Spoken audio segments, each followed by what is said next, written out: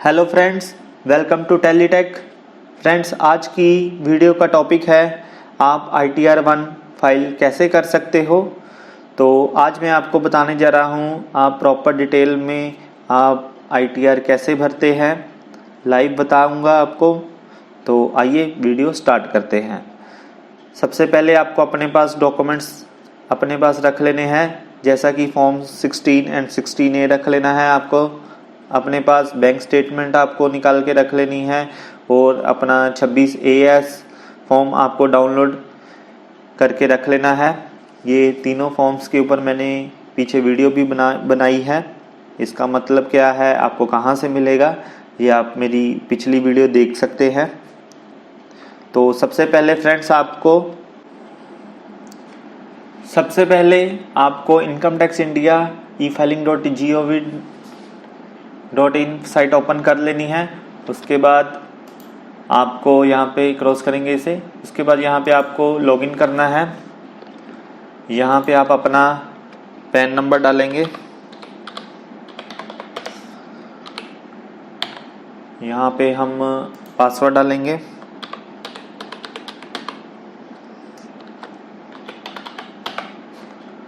यहाँ पे ये कोड डालेंगे।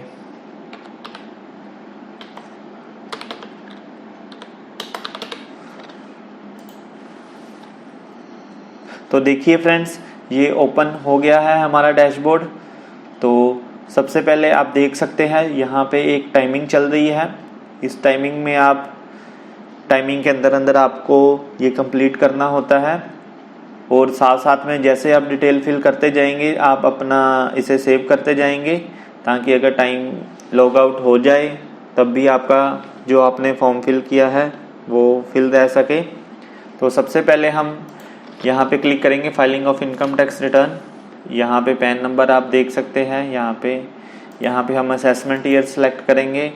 उसके बाद ITR फॉर्म सेलेक्ट करेंगे, देन फाइलिंग टाइप, उसके बाद सबमिशन मोड है। इसमें क्या है, अगर आप ऑनलाइन सबमिट कर रहे हो तो ऑनलाइन करेंगे, अगर आपने मैनुअल करना है, ऑफलाइन करनी है, तो आप यहाँ से इस अपलोड XML के थ्रू आप ऑफलाइन अपलोड कर सकते हैं। तो ये गलती से वो हो गया, ये हम ऑनलाइन करेंगे। तो आप देख सकते हैं ये में नीचे आप डिटेल्स भी ओपन हो गई है। यहाँ पे बैंक अकाउंट नंबर आ गया है। ये आपका जो भी बैंक अकाउंट नंबर इससे अटैच होगा, लिंक होगा, तो वो ओपन हो जाएगा।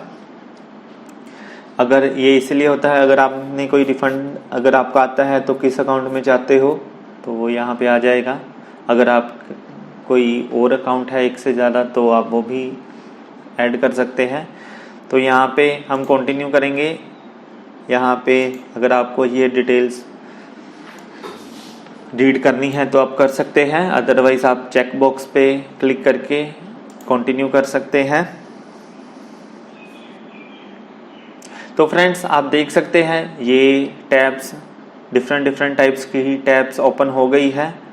तो ये आप देख सकते हैं इसमें कुछ टैब्स न्यू ऐड ऑन हुई है, जैसे शेड्यूल, DI, ATD। तो ये टैब्स न्यू ऐड हुई है।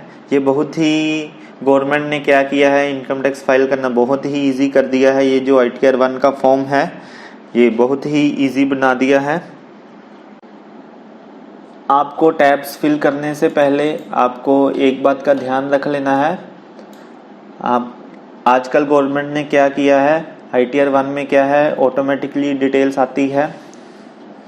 तो आपको सबसे पहले क्या करना है, 26AS फॉर्म चेक कर लेना है जो आपने डाउनलोड किया है। अगर आपका कुछ भी TDS डिडक्ट हुआ है या TCS डिडक्ट हुआ है तो वो आपने चेक कर लेना है। जो आपको फॉर्म प्रोवाइड हुआ है, ये जो कैलकुलेशन ऑटोफिल आएगी उसके साथ चेक कर लेना है। और अगर कोई बैंक स्टेटमेंट में इंटरेस्ट है, सेविंग्स अकाउंट में पर आपको इंटरेस्ट मिला है, उसके भी सर्टिफिकेट आपको अपने पास रख लेने हैं जो कि आपको बैंक से मिलेंगे। अगर कोई भी डिटेल मिसमैच आती है तो आपको गवर्नमेंट की तरफ से नोटिस भी आ सकता है। ये जो आप ऊपर टाइमर देख रहे हो, इस टाइमर के अकॉर्डिंग ही आपको अपनी ITR 1 फाइल करनी है और आपको डाटा सेव साथ साथ में करते रहना है। ये फ्रेंड्स आपको छोटी छोटी बातों का ध्यान रखना पड़ेगा फाइल करते समय। आपको जो ITR 1 है वो आपको उसी फिगर्स के को बेस मानकर आपको फाइल करनी है जो आपकी फॉर्म 16 में फिगर दी गई है। तो उसके बाद है आगे की टैब है। आगे हम ये देखिए, फर्स्ट है पार्ट ए जर्नल इंफॉर्मेशन। इसमें आपकी सारी जर्नल इंफॉर्मेशन होगी। आप देख सकते हैं इसमें डाटा ऑटोफिल है। तो यहाँ पे पहले आपका है पैन नंबर है, आपका फर्स्ट नेम है, मिडिल नेम है, लास्ट नेम है और ये आधार नंबर है। इसमें फ्रेंड्स क्या होता है, गवर्नमेंट ने क्या किया है, इसमें डाटा ऑटोफिल का ऑप्शन भी दिया हुआ है। आपका जो पुराना डाटा होता है वो ऑटोफिल होके आता है। कुछ इसमें ऑप्शन एडिटेबल है, जैसे Aadhaar number, mobile number, email ID, address, आप ये एडिट कर सकते हो। आप देख सकते हैं यहाँ पे आपकी सारी इंफॉर्मेशन फीड है। उसके बाद है नेचर ऑफ एम्प्लॉयमेंट। इसमें हम देखते हैं जो पहला ऑप्शन है वो है सेंट्रल गवर्नमेंट, स्टेट गवर्नमेंट। अगर आप जॉब सेंट्रल गवर्नमेंट के अंडर करते हो तो आप सेंट्रल गवर्नमेंट के एम्प्लॉई कहलाओगे। अगर आप स्टेट गवर्नमेंट के एम्प्लॉई हो तो आप स्टेट गवर्नमेंट सेलेक्ट करेंगे। Public sector undertaking, okay. उसके बाद अगर आप प्राइवेट सेक्टर में जॉब करते हो तो आप पब्लिक सेक्टर इसको ऑप्शन को चूज करोगे। उसके बाद है अगर आपकी पेंशन आती है तो आप पेंशन वाला करोगे। अगर ऊपर में से कोई भी ऑप्शन में आप नहीं आते तो आप अदर ऑप्शन चूज करोगे। अगर नॉट एप्लीकेबल वाला भी आप ऑप्शन तब सिलेक्ट करना है जब आप जॉब नहीं करते, सैलरी नहीं आती, ओनली इंटरेस्ट आता है, तो आप तब ये ऑप्शन चूज कर सकते हो। तो मैं यहाँ पे पब्लिक सेक्टर करता हूँ, प्राइवेट सेक्टर वाला ऑप्शन। तो अब आगे बढ़ते हैं। आगे है A20 फील्ड अंडर सेक्शन 139। इसे हम एज इट इज ही रहने देंगे। इसमें क्या है 139(1) सेक्शन, इसमें अगर आप ड्यू डेट की लास्ट डे तक फाइल कर रहे हो तब आपको फर्स्ट ऑप्शन सेलेक्ट करना है, या उससे पहले कर रहे हो तो आपको ये ऑप्शन सेलेक्ट करना है। बिलेटेड अगर आप 139 सेक्शन 4 के अंडर आप कर रहे हो तो आपको बिलेटेड करना है। अगर रिवाइज्ड है, अगर आप कोई ऑल्टरेशन कर रहे हो तो आपको रिवाइज में करना है। तो उसके बाद है आफ्टर कॉन्डनेशन ऑफ डिले, तो अगर आप इसमें कर रहे हो इस ऑप्शन को सिलेक्ट करना है। फिलहाल हम ड्यू डेट से पहले कर रहे हैं तो हम फर्स्ट ऑप्शन सिलेक्ट करेंगे। उसके बाद ये डिस्क्लोजर आप देख सकते हैं। अगर आपको ये कंडीशंस आपको पढ़ लेनी है, अगर आप एप्लीकेबल करती है, रेलिवेंट है तो आप यस करोगे, अदरवाइज आप नो करोगे। मैं यहाँ पे यस करता हूँ।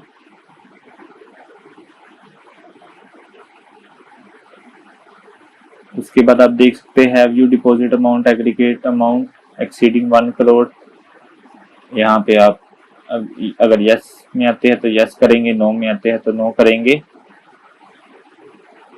अगला ऑप्शन आप देख सकते हैं, अगर आप अपना एक्सपेंडिचर जितना भी साल का एक्सपेंडिचर है 2 लाख से और से ज़्यादा है तब भी आपको यहाँ पे सिलेक्ट करना है। यहाँ पे आप देख सकते हैं have you incurred expenditure of an amount और aggregate of amount exceeding 2 lakh for travel to foreign country for yourself और फॉर एनी अदर पर्सन। इसमें क्या है, क्या आपने अपना खुद का खर्चा मिला के या फॉरेन का ट्रैवलिंग एक्सपेंस मिला के आपका अगर खर्चा 2 लाख है तब आप इसे यस करेंगे या नो करेंगे। मैं यहाँ पे नो करूँगा। Have you incurred agreement expenditure of amount exceeding consumption of electricity, यहाँ पे भी मैं नो करूँगा। अगर फ्रेंड्स आपका यस है। अगर आपके ऊपर ये कंडीशन एप्लीकेबल होती है तो आप यस करोगे। उसके बाद आप नीचे देख सकते हो रिसिप्ट नंबर, ये अगर यस होते तो मैं इसे भी फिल करता। तो आपको साथ साथ में सेव करते जाना है। उसके बाद हमारी अगली टैब आती है। जो हमारी अगली टैब है वो हमारी है कंप्यूटेशन ऑफ टैक्स। फ्रेंड्स, ये बहुत मोस्ट इम्पोर्टेंट पार्ट अब आ गया है। यहाँ पे आपकी ग्रोस सैलरी आएगी, सैलरी एज पर सेक्शन 17(1). तो आप यहाँ पे अपनी सैलरी एंटर करोगे जो कि आपको फॉर्म 16 से साथ मैच करनी है। उसके बाद पार्ट बी है। अगर फिगर है तो आप डाल सकते हैं, अगर सी भी है। अगर आप इस सेक्शन के अंडर आते हैं तो आप फिगर आप डालेंगे। उसके बाद है अलाउंसेस। ये फ्रेंड्स, ये अलाउंसेस क्या है, ये बहुत ही मोस्ट इम्पोर्टेंट पार्ट है। ये आपको ध्यान से इसको फिल करना है। जैसे कि पहला है नेचर ऑफ एग्जाम्प्ट अलाउंस, उसके बाद डिस्क्रिप्शन है, अमाउंट है। तो हम सिलेक्ट करेंगे। फ्रेंड्स, आपको इसे सिलेक्ट करने से पहले एक बात का ध्यान रखना है। समटाइम्स क्या होता है, जो एम्प्लॉयर होता है वो कंसोलिडेटेड अमाउंट शो करता है। ओके, तो वो क्या करता है, आपके जो भी अलाउंसेस होते हैं उसकी एक इकट्ठी अमाउंट शो कर देता है, तो उसकी बाइफरकेशन नहीं देता। तो आपको क्या करना है, अगर आपकी ऐसा केस है तो आपको एम्प्लॉयर के साथ कांटेक्ट करना है, बाइफरकेशन मांगनी है। आपको ये सारी पैनल में दिखानी होगी। तो आइए देखते हैं। ये अगर आपको लीव ट्रैवल कंसेशन है तब आप ये सिलेक्ट करेंगे। रेम्यूनरेशन है, ये आप देख सकते हैं यहाँ पे। Received as an official by whatever name called of an embassy, high commission etcetera. ये डिफरेंट टाइप्स के अलाउंसेस है। तो ये देखिए आगे है section subsection 10 death cum retirement gratuity receive. आगे सेक्शन सबसेक्शन 10A, उसके बाद 10AA। तो आप देख सकते हैं, ये तो है फ्रेंड्स, ये तो रिटायरमेंट के टाइम मिलती है। अगर आपको अमाउंट मिली होगी तो ये सारी फॉर्म 16 में भी मेंशन होगी। उसके बाद आप देख सकते हैं यहाँ पे अगर आप टैक्स पे किया है एम्प्लॉयर ने वो भी लेस होगा, अगर ऑलरेडी टैक्स पे किया है। उसके बाद कोई हाउस रेंट का है अलाउंस तब भी आप लेस कर सकते हैं।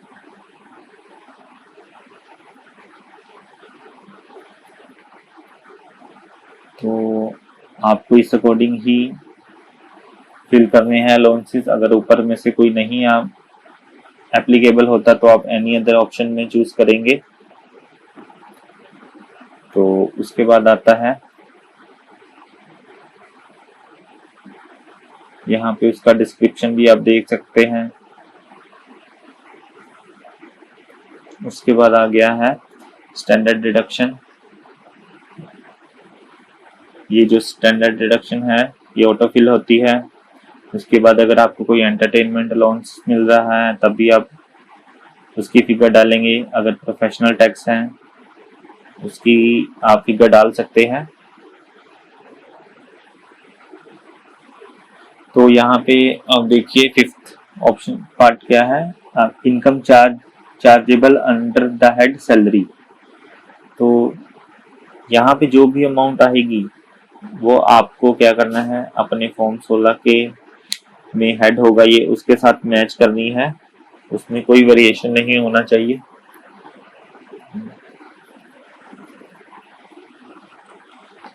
तो उसके बाद आता है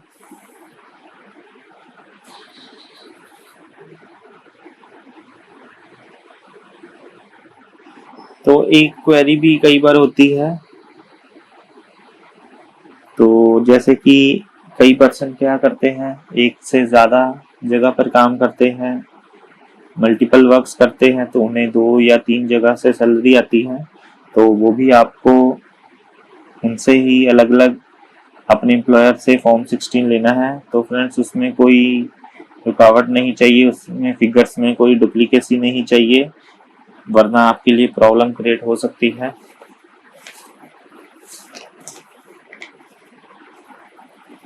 आगे है type of house property. Friends इसमें क्या करना है, आप देख सकते हैं यहाँ पे, अगर आपका सेल्फ ऑक्युपाइड हाउस है तो आप सेल्फ ऑक्युपाइड करेंगे, अगर लेट आउट है तो डीम्ड लेट आउट है। तो आप जो भी ऑप्शन के अंडर आते हैं वो आपको लेस सिलेक्ट करना है।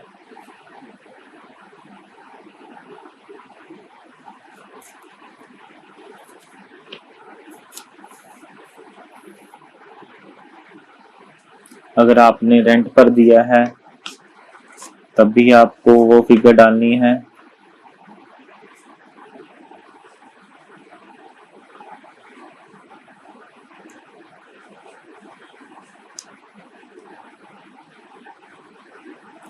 अगर आपने कोई इसमें देख सकते हैं gross rent receive during the year, आपने रेंट कितना रिसीव किया है। अगर आपने घर किराए पर दिया है तो tax pay to local authorities, annual value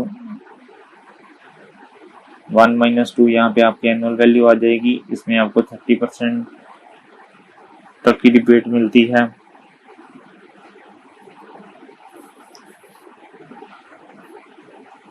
अगर आपने कोई इंटरेस्ट पे किया है देन आप एंटर करोगे,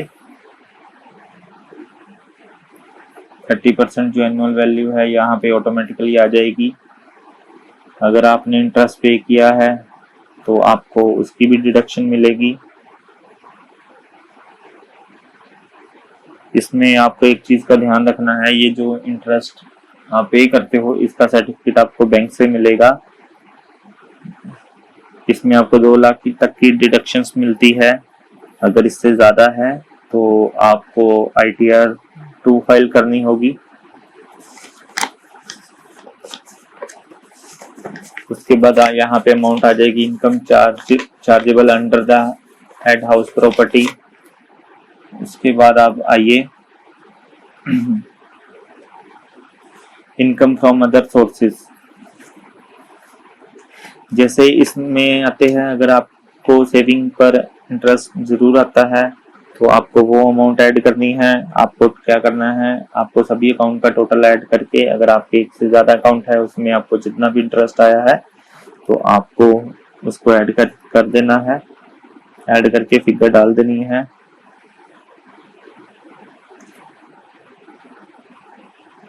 यहाँ पे फिगर डालने के बाद आपको थोड़ा नीचे स्क्रॉल करना है, वही अमाउंट आपको क्या करनी है, यहाँ पे आप देख सकते हैं 80 TTA ये सेक्शन है, यहाँ पे भी आपको ये अमाउंट डाल देनी है।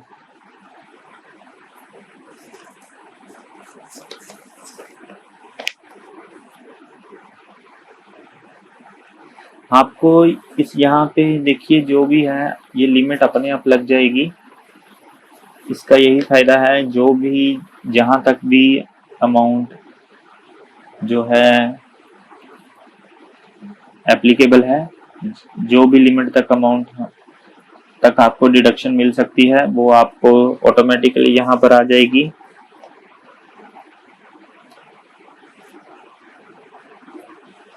ये देखिए आप, ये जो लिमिट है ये अपने आप लग जाएगी 1 लाख तक। अगर आप सीनियर सिटीजन हैं तो 50,000 लिमिट है, ये ऑटो इनेबल है।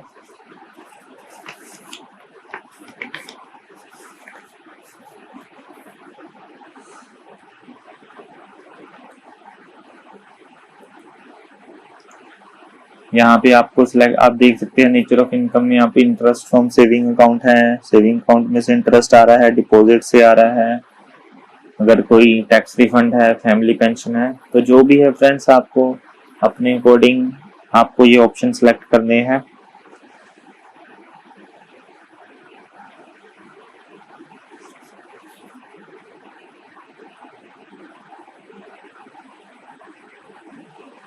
उसके बाद यहाँ पे फिगर आ जाएगी ग्रोस टोटल इनकम। आगे है part C deduction and taxable total income. यहाँ पे देखिए, यहाँ पे ATC section, life insurance, deferred annuity, contribution, subscription to equity share और डिबेंचर एक्स्ट्रा। तो फ्रेंड्स, ये मैंने अपनी पिछली वीडियो में इसको भी एक्सप्लेन किया था इन सभी को। अगर आप कोई भी इस सेक्शन के अंडर, स्कीम के अंडर, सेंट्रल गवर्नमेंट जो भी ऑप्शन के अंडर आते हैं, स्कीम में आपने इन्वेस्ट किया है तो आपको यहाँ पे एंटर करना होगा। यहाँ पे एक ऑप्शन आप देख सकते हैं, whether you have made any investment deposit payment between 1/4/20 to 31/7/20। जैसा कि आपको पता है, कोविड-19 की वजह से इस गवर्नमेंट ने हमें एक ऑप्शन दी है, अगर आपने 31/3/20 तक इन्वेस्टमेंट कोई नहीं की, देन आपने क्या किया, उसे 31/7/20 तक वो इन्वेस्टमेंट की है कोई भी, तो उसको भी आप इसमें ले सकते हैं। तो आप ऑप्शन यस करोगे तो आपको 31/3/20 तक कितना किया है और उसके बाद कितना किया है वो भी आपको फिल करना पड़ेगा। आप देख सकते हैं यहाँ पे सेक्शन 80C है। अगर आपने कोई लाइफ इंश्योरेंस का प्रीमियम पे किया है, डेफर्ड एन्युटी पे की है, अगर पीएफ में कोई कंट्रीब्यूशन किया है और कोई आपने इक्विटी शेयर और डिबेंचर्स के अगेंस्ट अमाउंट पे की है, तो वो आप पे कर यहाँ पे फिल कर सकते हो। उसके बाद आप देख सकते हैं सेक्शन 80CCC, अगर आपने पेमेंट की है पेंशन फंड, ठीक है, एक्सेट्रा। उसके बाद है 80CCD pension scheme, contribution to pension scheme of central government. अगर ये आपने स्कीम के अंदर कंट्रीब्यूट किया है तो तब भी आप ये अमाउंट फिल कर सकते हो। उसके बाद है 80CCD IB, 80CCD second contribution to pension scheme of central government by employer. आप फ्रेंड्स इसमें से ये 80C जो सेक्शन है, इसमें अगर आपने कोई भी पेमेंट की है या कंट्रीब्यूशन किया है तो आप इसकी डिडक्शन क्लेम कर सकते हो। उसके बाद है 80D,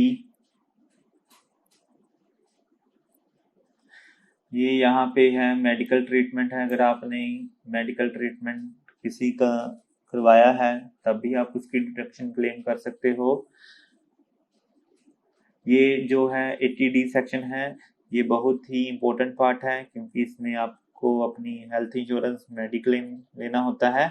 इसकी अलग से बाइफरकेशन है जो कि इसकी गवर्नमेंट ने अलग टैब बना दी है, ये आप देख सकते हैं 80D।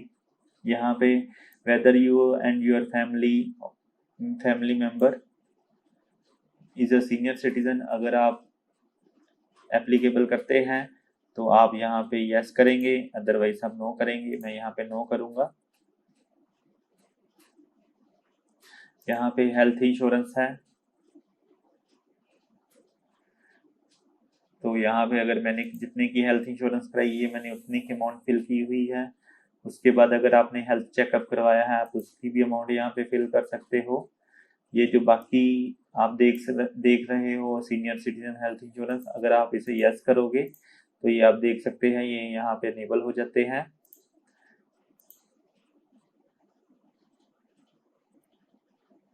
उसके बाद आप देख सकते हैं whether any one of your parents is a senior citizen, अगर आपके पेरेंट्स सीनियर सिटीजन हैं तो आप यहाँ पे यस करेंगे, अगर नहीं है तो नो करेंगे। आपको एक बात का ध्यान रखना है, अगर आप जो सीनियर सिटीजन होते हैं उनकी हेल्थ इंश्योरेंस कराने का हमें फायदा ही होता है। तो यहाँ पे अगर आपने उनके ऊपर कोई हेल्थ इंश्योरेंस का या उनकी हेल्थ चेकअप के ऊपर कोई अमाउंट पे किया है तो वो आप यहाँ पे फिल कर सकते हो। फिल करने के बाद सेव कर देंगे। उसके बाद हम फिर आएंगे कंप्यूटेशन टैब पर।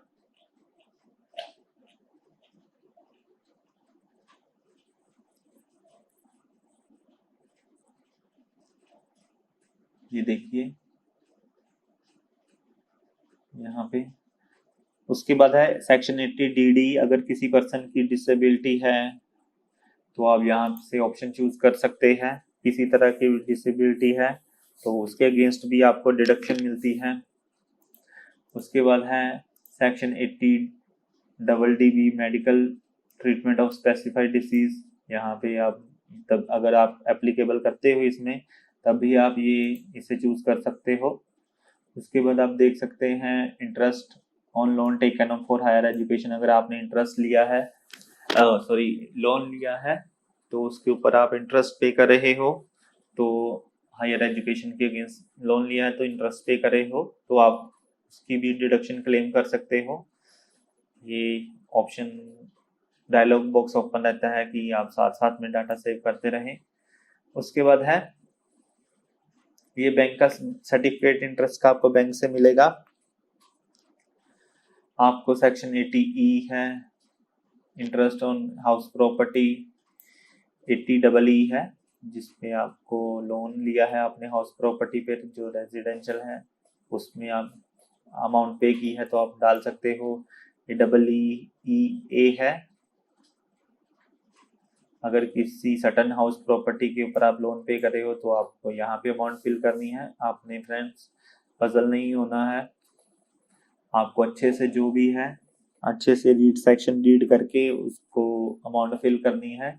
उसके बाद है deduction in respect of purchase of electric vehicle. अगर आपने कोई इलेक्ट्रिक व्हीकल परचेज किया है तो आप उसकी भी आप डिडक्शन ले सकते हो लोन पे लिया है तो।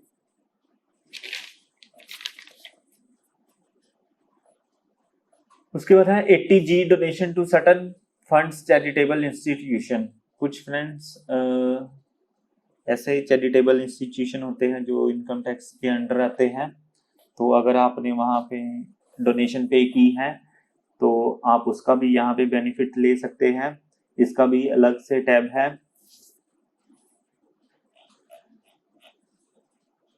ये देख सकते हैं आप यहाँ पे donation entitled for 100% deduction without qualifying limit. अगर आपने जहाँ पे 100% डिडक्शन मिलती है उस सेक्शन में आपने डोनेशन की है तो आपको 100% डिडक्शन आप क्लेम कर पाएंगे। तो उसके अलग अलग सेक्शन बना दिए हैं गवर्नमेंट ने। अगर आप 50% डिडक्शन लेते हो विदाउट क्वालिफाइंग लिमिट, अगर आप लिमिट तक नहीं पहुंचते हो तो आपको 50% डिडक्शन मिलेगी। ये अलग अलग तरह के गवर्नमेंट ने सेक्शन बना दिए हैं, आपको चेक कर लेना है आपने जो डोनेशन की है कहाँ की है तो आपको इस लिमिट के अंदर आती है तो आपको उसमें एंटर फिल कर देना है। जैसे कि आजकल हम जो कोविड-19 की वजह से पीएम केयर फंड में भी डोनेट करते हैं तो उसकी भी आप डिडक्शन यहाँ पे ले सकते हो।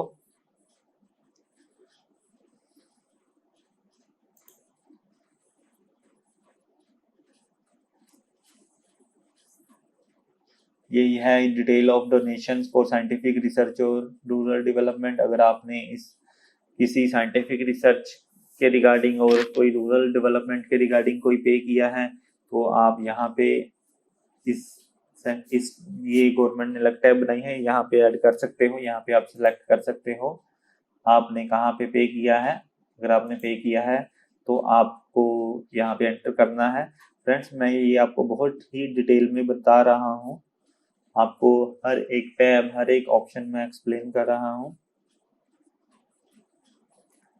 उसके बाद हम आ जाते हैं नीचे। यहाँ पे अगर आपने 80GG रेंट पेड किया है इस सेक्शन के अंदर तो आपको यहाँ पे फिल करना है। कोई पॉलिटिकल पार्टी को डोनेशन की है तो फ्रेंड्स यहाँ पे आप देख सकते हैं हर तरह की गवर्नमेंट ने, अगर आप डोनेशन करते हो कुछ भी करते हो तो उन्होंने हर तरह का ऑप्शन दिया हुआ है। बहुत सारी डिडक्शन है, अगर आप कंफ्यूज नहीं होना आपको। अगर आप जो भी आपके लिए रेलिवेंट है तो आपको वही फिल करनी है। ऐसा बहुत कम होता है कि किसी पर्सन इतनी सारी डिडक्शन, इतनी सारी, सभी उसके लिए रेलिवेंट होती है।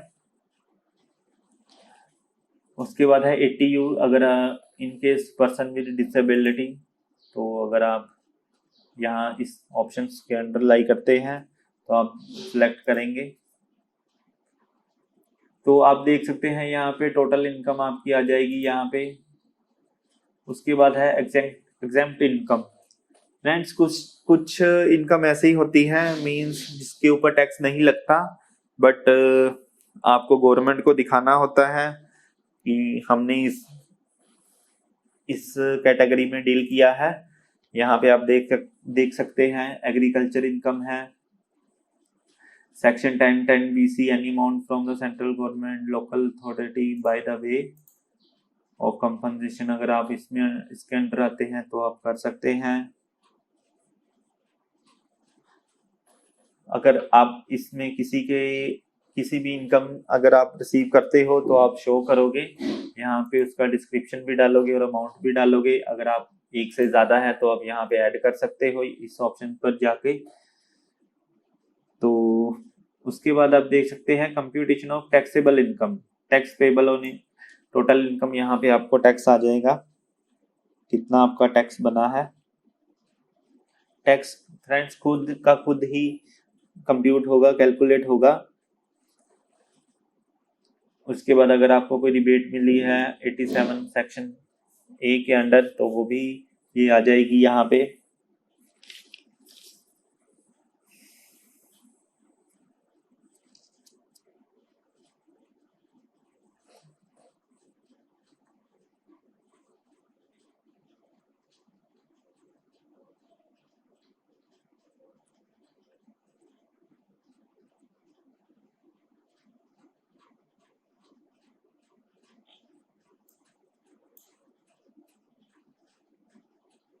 उसके बाद आती है हमारी आप अलग एक और टैब है, आप देख सकते हैं टैक्स डिटेल। इसमें जो भी आपका टीडीएस आएगा यहाँ पे ऑटोफिल होगा। अगर आपकी सैलरी में से जो टीडीएस कटा है वो यहाँ पे ऑटोमेटिकली यहाँ पे लाई करेगा, ऑटोफिल आएगा। आपको एक बात का ध्यान रखना है, आपको ये टैली कर लेना है, अदरवाइज आपको नोटिस आने के चांसेस हैं। आपका जो फॉर्म 16 होता है या 26AS है, आपको सारी फिगर्स उसके साथ मैच कर लेनी है।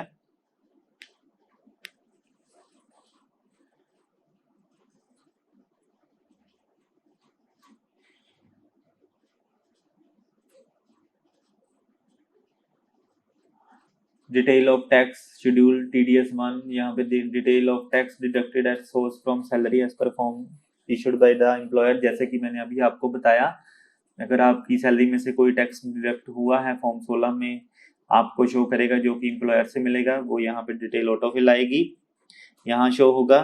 उसके बाद है detail of source of income other than salary. अगर सैलरी के अलावा अगर आपका कोई TDS डिडक्ट हुआ है तो आप, अब जैसा कि कमीशन में होता है, ठीक है, तो या इंटरेस्ट पे होता है, तो वो आपको यहाँ पे शो करवाना होगा।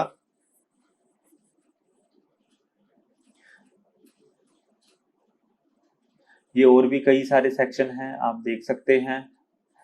तो यहाँ पे आप देख सकते हैं, यहाँ पे अगर एक है सेल्फ असेसमेंट का, detail of advance tax and self assessment and tax payment.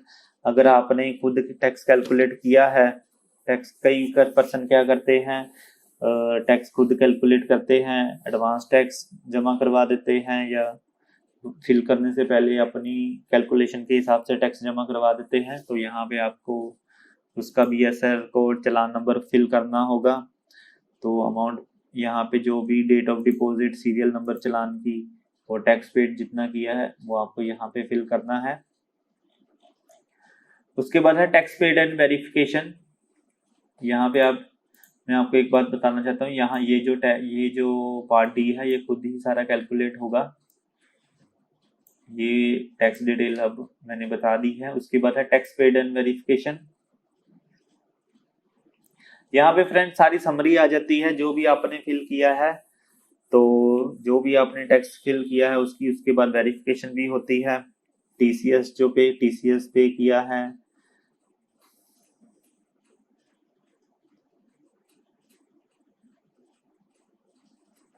आपको फ्रेंड सारी जो भी है आपको पहले ही अपनी कैलकुलेशन करनी चाहिए। फिल करने से पहले जो भी है ये सब कुछ ऑटो कंप्यूट होता है, ऑटोमेटिक कैलकुलेट होता है। अगर आप टैक्स प्लानिंग अगर आपने पहले से की है तो आप यहाँ पे टैक्स सेव कर सकते हैं। जो आपको रिबेट मिली है वो भी आपने यहाँ पे चेक कर लेना है।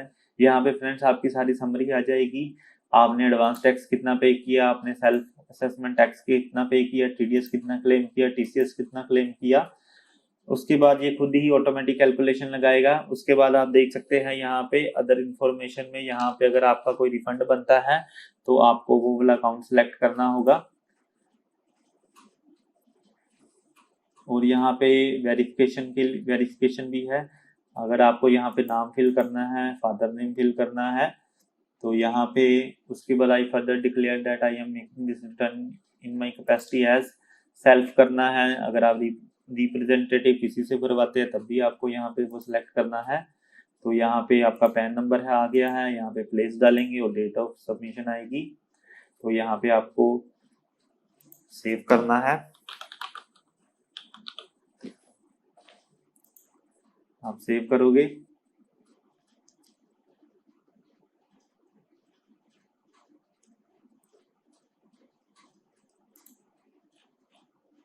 और उसके बाद आप देख सकते हैं यहाँ पे शेड्यूल डी आई है। यहाँ पे ये 2 ग्रुप्स बने हुए हैं। इसमें जो फर्स्ट वाला है ये ऑलरेडी फिल होता है। ये एक तरह की इन्वेस्टमेंट है। ये बताना है कि किस पीरियड में आपने यहाँ पे इन्वेस्टमेंट की है। जैसे कि मैंने पीछे बताया है, eligible amount of deduction during financial year 2019-20। जो भी आप एलिजिबल हो डिडक्शन के लिए फाइनेंशियल ईयर 2019-20 में। उसके बाद है deduction attribute to investment made between 1/4/20 से 31/20। जैसे कि गवर्नमेंट ने क्या किया था, 1/4/20 से 31/7/20 तक आपको एक रिलैक्सेशन दी थी। अगर आपने इस पीरियड में आपने कोई इन्वेस्टमेंट की है वो भी आप अपनी रिटर्न में दिखा सकते हो। तो यहाँ पे डिफरेंट तरह के हेड बने हुए हैं। तो आप यहाँ पे जिसमें भी जो भी यहाँ पे सेक्शन जो हेड है वो रेलिवेंट है तो आप यहाँ पे फिल कर सकते हैं। तो उसके बाद है वेरिफिकेशन। गवर्नमेंट वेरिफिकेशन भी करती है। जैसे कि यहाँ पे मैंने बताया, please select the verification option. यहाँ पे I would like to e verify. अगर आप ई वेरिफिकेशन करना चाहते हो तो आप ये वाला ऑप्शन सिलेक्ट करोगे। उसके बाद I would like to e verify later within 120 days of the filing. अगर आप इसमें चाहते हो तो तभी आप कर सकते हो। I don't want to e verify, I would like to send signed ITR file. ये भी है, अगर आपने बाई पोस्ट भेजनी है तो आप तब ऐसा भी कर सकते हैं। आपको फ्रेंड्स एक बार क्या करना है वेरीफाई करने के लिए, उसके करने के बाद आपको सारा डाटा रिव्यू भी करना है। यहाँ पे आप रिव्यू कर सकते हो। Enter the bank name. यहाँ पे अगर आप बैंक डिटेल मिसिंग आ रही है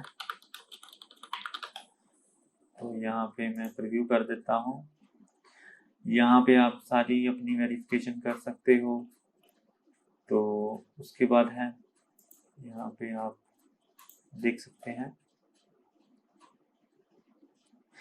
ठीक है, यहाँ पे फ्रेंड्स आपकी सारी समरी आ जाएगी। समरी आने के बाद आपको सारा डाटा रिव्यू करना है। उसके बाद आप फाइल होते ही आपकी ईमेल पे भी आ जाएगी और ये आप उस वहां पर डाउनलोड कर सकते हैं। उसके बाद ई वेरीफाई करने के लिए भी आप माई अकाउंट में जाके ई वेरीफाई का ऑप्शन आता है। आप देख सकते हैं ई वेरीफाई रिटर्न यहाँ पे फिलहाल मेरी नहीं आ रही है। तो जब आप वेरीफाई करेंगे यहाँ से इस ऑप्शन से होगी। OTP से आधार से जो भी आपका मोबाइल नंबर है उसके OTP, जो भी आपका मोबाइल नंबर आधार से लिंक है उसके ऊपर OTP आएगा। अदरवाइज आप ऐसा ऑफलाइन भी भेज सकते हैं फिलहाल आजकल क्या करते हैं, सभी ऑनलाइन ही ई वेरीफाई करते हैं, तो इसके बारे में आपको एक्नॉलेजमेंट भी मिल सकती है, उसमें आप सारी डिटेल चेक कर सकते हो। तो फ्रेंड्स, ये थी आज मैंने आपको बताया आप कैसे फाइल कर सकते हो अपनी ITR 1। तो होप सो आपको ये पता लग गया होगा आप कैसे फाइल कर सकते हो। अगर आपकी कोई क्वेरी है तो आप मुझे ईमेल कर सकते हो या कमेंट बॉक्स में मेंशन कर सकते हो। तो ओके फ्रेंड्स, मिलते हैं जल्द ही नई वीडियो के साथ। Thank you.